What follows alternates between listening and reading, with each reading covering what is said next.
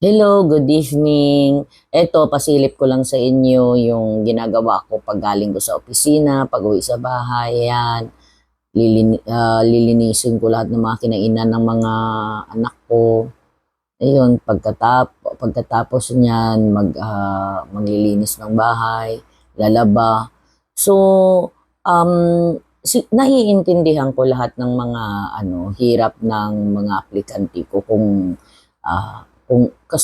tutuusin lang. So, wala naman tayong magagawa kasi yun nga, pumunta tayo dito para sa ating pamilya, para sa kinabukasan ng mga anak natin.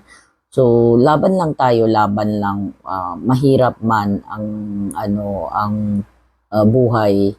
May awa ang Diyos, bibigyan din tayo ng pagkakataon na malampasan natin lahat ng mga yan. So, yun lang guys. So, basta sa lahat ng mga aplikante ko, laban lang kayo palagi. Huwag kayong mawalan ng pag-asa.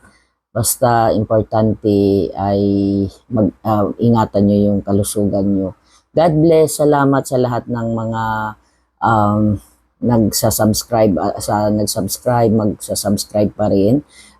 Thank you sa inyong pagsuporta, comments, likes, at sa lahat-lahat, maraming salamat sa inyo. And God bless you all. Bye!